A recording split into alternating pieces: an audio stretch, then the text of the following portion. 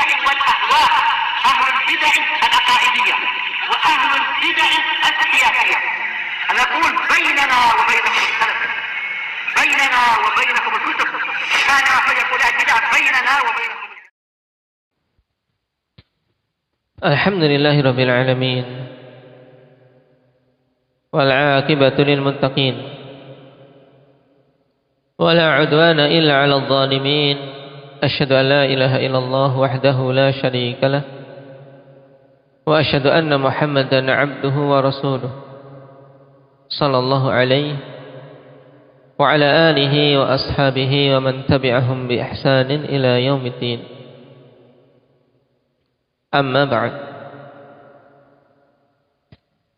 Ikhwani fillah rahimani wa rahimakumullah. Alhamdulillah, pada pertemuan yang lalu kita telah mengambil beberapa adillah berhubungan dengan jenis-jenis ibadah yang dibawakan oleh Syekh Muhammad bin Abdul Wahhab rahimahullah ta'ala. Karena secara umum dalil-dalil tersebut juga telah kita sebutkan ketika kita membahas masing-masing ibadah tersebut. Jadi tinggal kita mengingat-ingat sisi pendalilan, juga fawaid yang disebutkan seputar ibadah-ibadah tadi. Begitu isti'anah, isti'adah, istighatsah. Nah, pahami dengan baik. InsyaAllah ta'ala padanya faidah yang banyak. Sekarang kita masuk pada dalil berikutnya. Qala Syekh Muhammad bin Abdul Wahhab rahimahullahu ta'ala, wa dalilul dzabhi qauluhu ta'ala qul inna salati wa nusuki wa mahyaya wa mamati lillahi rabbil alamin la syarika lah wa bidzalika umirtu wa ana awwalul muslimin. Dan dalil dzabh yaitu penyembelihan yang merupakan bentuk pendekatan diri kepada zat yang dia menyembelih untuknya. Kalau dia menyembelih untuk Allah Subhanahu wa ta'ala maka ini ibadah. Tapi kalau dia menyembelih untuk jin atau untuk dedemit atau untuk pepohonan atau untuk wali-wali yang telah mati, maka ini hukumnya apa? Mubtadi'ah, syirik akbar. Nah,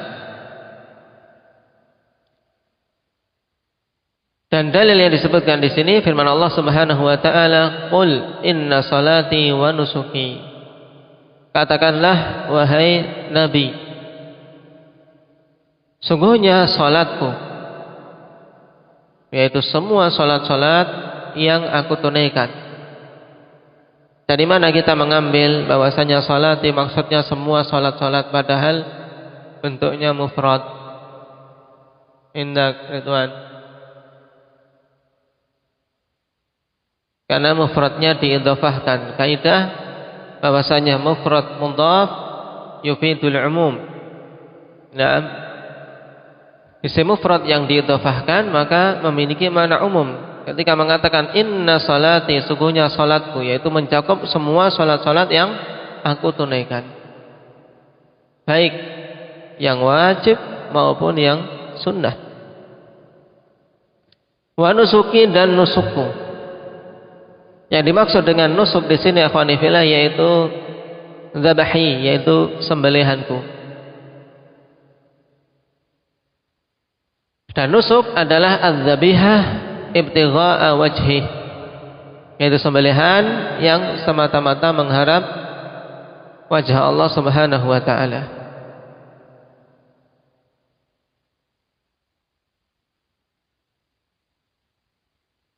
Dinamakan sembelihan itu sebagai nusuk. Kenapa? Karena masuk di bawah keumuman peribadatan kepada Allah Subhanahu wa ta'ala.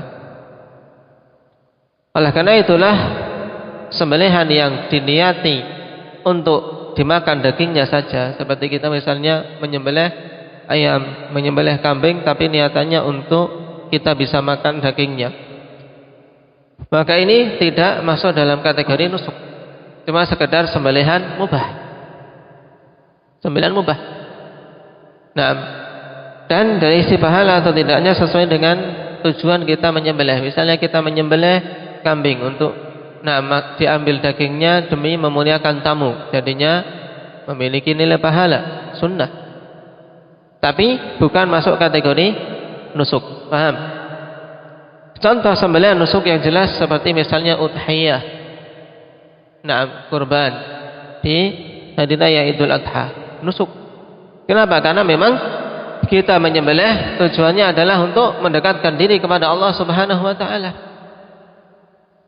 Sehingga kebanyakannya ya tidak mempedulikan sedikit atau banyaknya daging yang dia dapat. Karena tujuannya adalah untuk mendekatkan diri kepada Allah. Oleh karena itulah Allah Subhanahu wa taala pada sembelihan yang sifatnya nusuk ini yang menjadi penentu besar dan kecilnya pahala bukan besar dan kecilnya hewan yang disembelih, bukan banyak sedikitnya daging, tapi ketakwaan dari orang yang melakukan pengorbanan itu. Allah Subhanahu wa taala berfirman, la yanalallaha luhumuha wala dima'uha. Enggak akan sampai kepada Allah Subhanahu wa taala daging-dagingnya dan darah-darahnya. Lalu apa yang sampai? Walakin yanaluhu at-taqwa minkum. Akan tapi yang sampai kepada Allah yaitu ketakwaan dari kalian. Karena penyembelihan yang diserahkan untuk Allah Subhanahu wa taala semata itu padanya puncak ketundukan kita kepada Allah, sehingga kita serahkan penyembelihan ini untuk Allah. Makanya disunahkan orang yang berkorban untuk menyembelih dengan tangannya sendiri. Ini kondisi yang paling utama, sehingga dia betul-betul ini sembelihanku. Betul-betul dia tunjukkan harapan untuk diterima korbannya.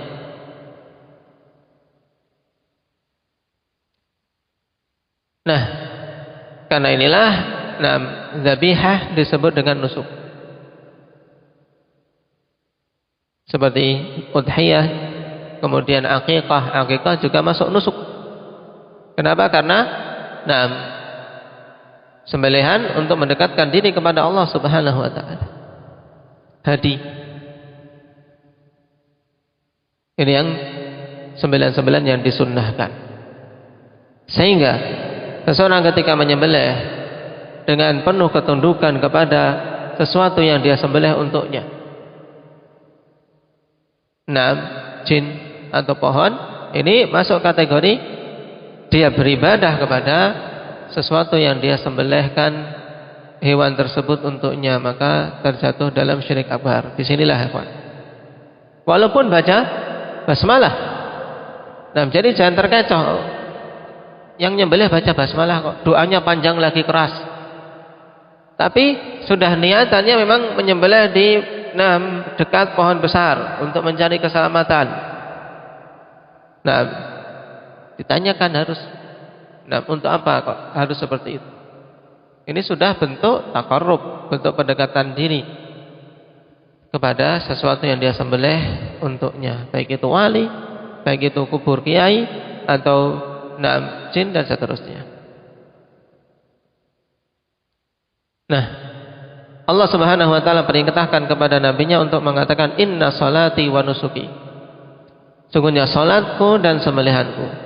Wa mahyaya wa mamati. Dan apa saja yang aku lakukan di waktu hidupku. Ini makna mahyaya. Ai wa ma'atihi fi hayati. Apa saja yang aku lakukan ketika hidupku berupa amalan soleh.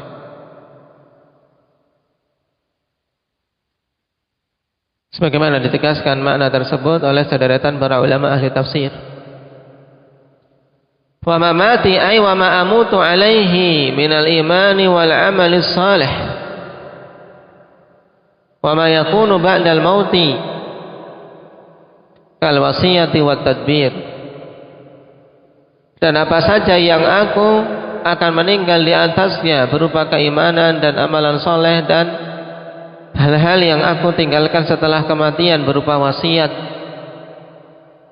dan budak mudabbar, seandainya punya budak. Nah, itu semua lillahi rabbil alamin, bagi Allah subhanahu wa ta'ala rabbul alamin. La syarikalah, dikuatkan lagi, tidak ada sekutu baginya. Wa bidzalika umirtu wa ana awwalul muslimin, dan dengan itu semua aku diperintahkan dan aku adalah orang yang pertama kali berserah diri kepada Allah subhanahu wa ta'ala.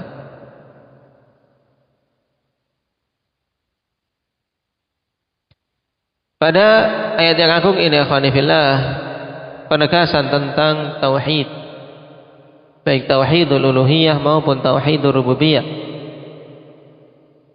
Dan mana yang disebutkan tadi, kalau kita perhatikan semuanya kembali kepada tauhidul uluhiyah. Inna salati wa nusuki wa mahyaya wa mamati lillahi rabbil alamin. Karena dimaknakan mahyaya yaitu semua amalan yang dilakukan ketika hidup, wa mamati yaitu semua hal-hal yang dia temui, yang dia akan mati di atasnya berupa keimanan dan amalan soleh. Cuma di sana juga sebagian ulama ahli tafsir membawa makna wa mahyaya wa mamati, ikhwan, yaitu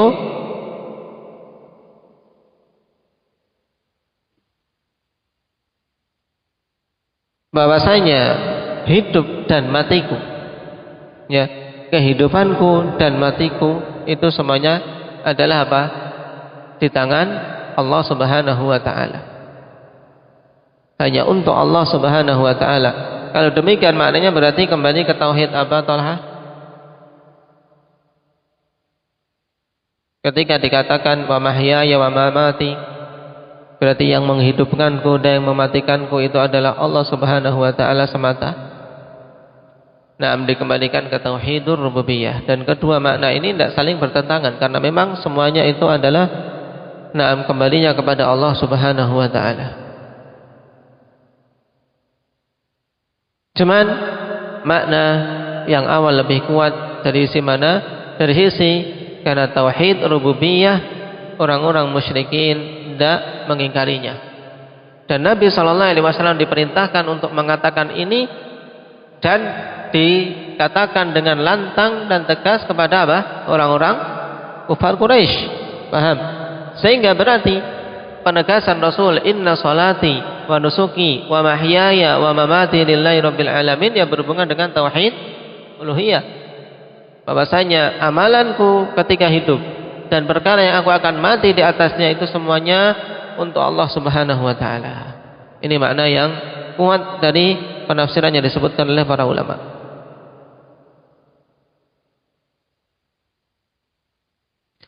Sehingga ayat ini dengan tegas menunjukkan wajibnya untuk mentauhidkan Allah subhanahu wa ta'ala. Dan disebutkannya dua ibadah, salat dan apa tadi? Penyembelihan, dikarenakan keagungannya. Karena keagungan dua ibadah tersebut. Salat yang merupakan seagung-agung ibadah badan, dan dzabihah atau nusuk yang merupakan bagian dari seagung-agung ibadah harta. Karena di situ selain dia mengeluarkan hartanya, juga padanya puncak penghinaan diri kepada Allah, di mana dia sembelih sesuatu yang memiliki ruh, kemudian dia alirkan darahnya untuk Allah subhanahu wa ta'ala saja. Dan penerapan kaidah yang disebutkan di awal oleh Syekh Muhammad bin Abdul Wahab untuk ayat ini berarti jelas, kalau telah kita ketahui bahwasanya penyembelihan itu ibadah, maka berarti menyerahkannya kepada selain Allah adalah apa, Rifki?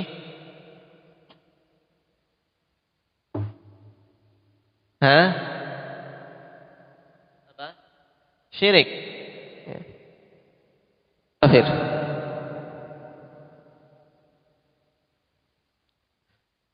Kemudian dalil yang kedua, Wa minas sunnah la'anallahu man dzabaha li ghairillah.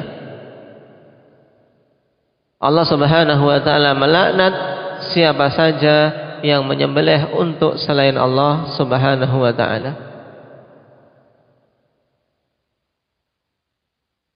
Hadis dikeluarkan oleh Imam Muslim rahimahullahu taala.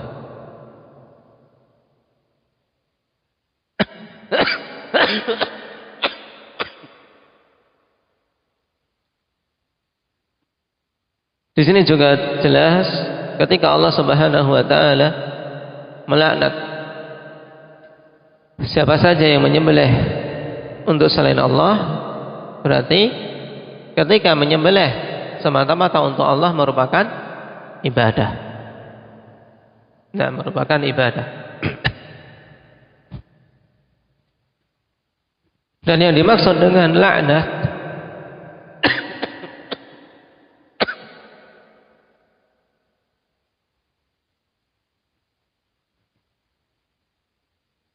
yang dimaksud dengan laknat ikhwani fillah yaitu at-tard wal ib'ad min rahmatillah. Itu pengusiran dan penjauhan dari rahmat Allah. Ini namanya laknat. Berarti seorang yang terlaknat adalah seorang yang apa berarti? Hendak nafi. Nah, yang terjauhkan dari rahmat Allah, dan ini secelaka-celaka orang. Kalau dia jauh dari rahmat Allah, bagaimana bisa selamat? Makanya akhwani fillah, jauhi hal-hal yang akan mendatangkan laknat. Nah, hal-hal yang mendatangkan laknat, jauhi. Tayyib. Bahkan pada perkara yang remeh.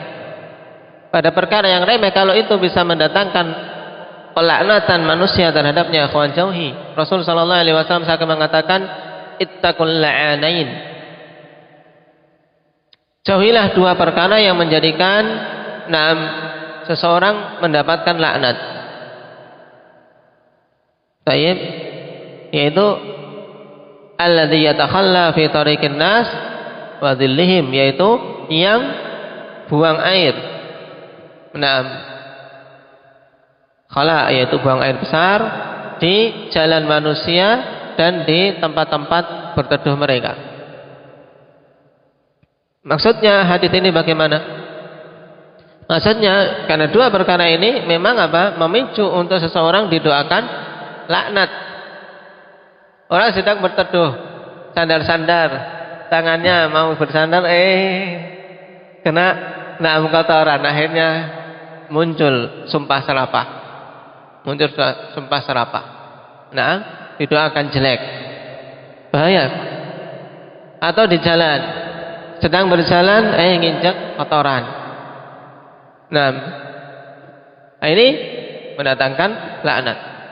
Juga hal-hal ikhwanifillah yang semakna, ini juga harus kita jauhi. Nah, harus kita jauhi hal-hal yang semakna itu, yang menyakiti saudara kita kaum muslimin. Nah, saudara kita kaum muslimin dari hal-hal yang menimbulkan gangguan, baik itu berupa bau. Orang sedang makan, misalnya punya sapi tank di samping situ, dekat dengan rumahnya, enggak dia bikin lebih tinggi misalnya. Lagi makan ada angin, akhirnya kan jengkel juga. Ini khawatir, orang lagi makan namanya orang jengkel ya kawan, datang doa. Doakan jelek, bahaya. Dan jelas terdolimi, ya tidak? Atau hal-hal yang lainnya dari bau-bau yang mungkin mengganggu. Maka ini butuh untuk seseorang berhati-hati dari sisi itu. Karena kondisi manusia tidak semuanya dalam kondisi apa? Hatinya lapang. Pas kondisi hatinya lapang ya mungkin lega, sudah nggak apa-apa, saya juga punya. Cuman pas sedang sempit, tambah pusing, tambah ini, akhirnya muncul mungkin. Walaupun di dalam hati ada kejengkelan, ada yang lainnya, ini juga mengkhawatirkan, karena khawatir masuk dalam keumuman firman Allah Subhanahu wa taala, alladzina yu'dzunal mu'minina wal mu'minat bighairi maktasabu faqad ihtamalu buhtanan wa itsman mubina. yaitu orang-orang yang menyakiti kaum mukminin dan mukminat tanpa ada sebab yang mereka pantas untuk disakiti, maka sungguh dia telah memikul buhtan dan itsm, kezaliman dan dosa yang sangat jelas. Ya, betul kan ayatnya? Alladzina yu'dzunal walladzina yu'dzunal mu'minina wal mu'minat bighairi maktasabu faqad ihtamalu buhtanan wa itsman mubina. Nah, ini jelas. Contoh berhubungan dengan masalah laknat.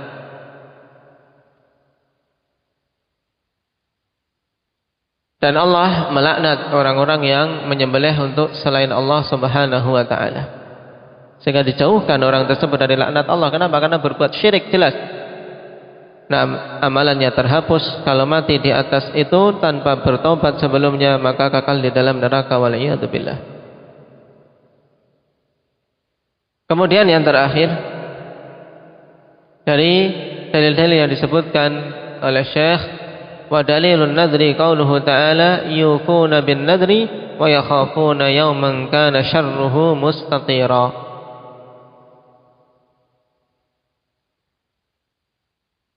Mereka itu orang-orang yang menunaikan nazar dan takut terhadap suatu hari yang kejelekannya mustatira, ay tersebar, muntashira. Mustatira ay muntashira, yaitu kejelekannya tersebar merata.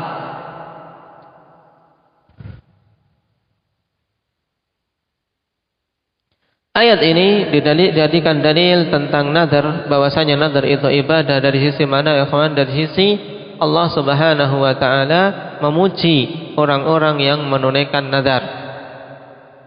Sehingga ketika yang menunaikan nazar itu dipuji, menunjukkan nazar itu ibadah. Dan telah kita lewati bahwasanya pada nazar ini ada sesuatu yang unik. Dia masuk kategori ibadah tapi dilarang. Paham? Keunikan nazar. Ya. Nah, ibadah dari siapa, ikhwan? Ibadah dari sisi karena orang yang bernazar itu ada pengagungan kepada zat yang dia bernazar untuknya. Makanya kalau bernazar, nah, untuk wali syirik. Nah, aku bernazar demi wali fulan untuk berpuasa 40 hari 40 malam. Malam pun ikut puasa misalnya. Ini syirik, kawan. Karena nazar untuk selain Allah. Cuman nazar dilarang. Nabi SAW katakan, la tangdiru, jangan kalian bernazar. Dan telah kita lewati sebab-sebab kenapa dilarang nazar. Di antaranya apa yang masih teringat? Indak Aba Mujahid.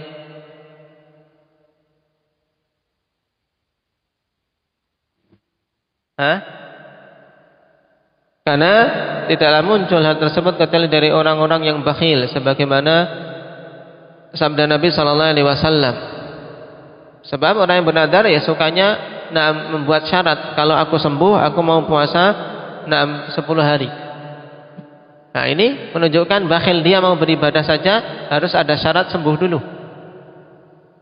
Nah, yang lainnya apa? Aba Yusuf.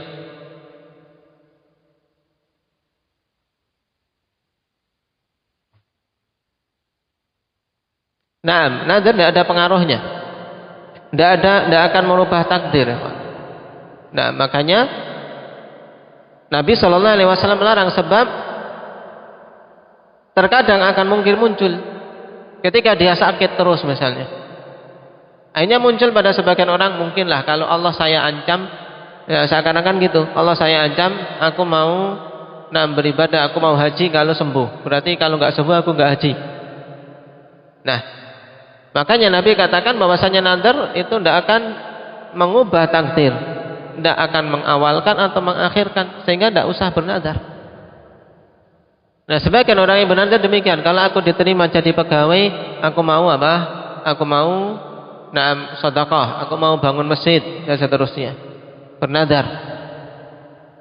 Sehingga ada semacam membuat syarat bagi Allah untuk ibadah yang mau dilakukan, dan ini tidak beradab. Makanya dilarang. Cuma kalau sudah terlanjur bernadar wajib ditunaikan. Dan ketika seorang telah bernadar dan dia menunaikannya, ini mendapatkan pujian. Pujian dari mana? Karena dia konsisten. Paham? Dia konsisten dengan apa yang dia nadarkan karena Allah Subhanahu wa taala. Nah, karena itulah yang rajih, nadar hukumnya makruh. Pelarangan yang ada dalam masalah ini hukumnya makruh.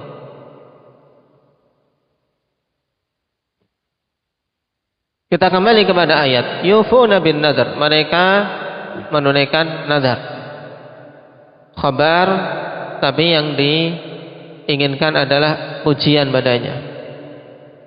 Yang menunjukkan bahwasanya khabar ini berisi pujian, yaitu konteks ayat, karena sebelumnya Allah katakan innal abrara yashrabuna min ka'sin kana mizajuha kafura 'aina yashrabu biha ibadullah yufajjirunaha tafjira.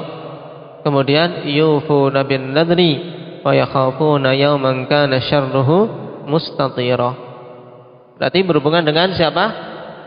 Al-abrar, orang-orang yang baik. Di antara sifatnya, kalau sudah terlanjur bernadar, mereka menunaikan nadarnya, tidak mengingkari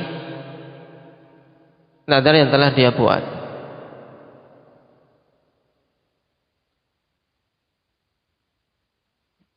Kemudian juga di sini sifat mereka adalah orang-orang yang memiliki rasa takut terhadap hari akhir, sehingga mereka bersiap-siap untuk bisa selamat di hari tersebut yang kengeriannya, ikhwani fillah, kengeriannya meliputi semuanya.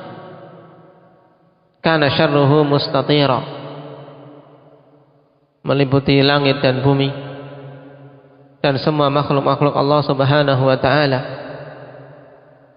Di mana langit runtuh, bintang-bintang berhamburan, kemudian bumi hancur, gunung-gunung berterbangan dan seterusnya. Bahkan para malaikat pun begitu ketakutan.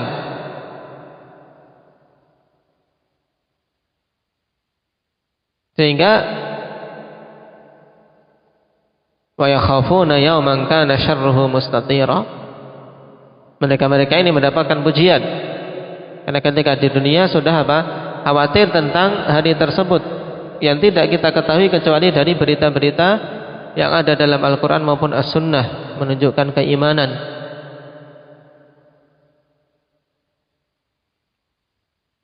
Adapun penerapan kaidah di sini jelas bahwasanya Allah puji orang-orang yang menunaikan nadar, menunjukkan nadar itu ibadah. Paham? Maka ketika diarahkan kepada selain Allah, jadinya wahyu. Kalau diarahkan nadar itu kepada selain Allah, jadinya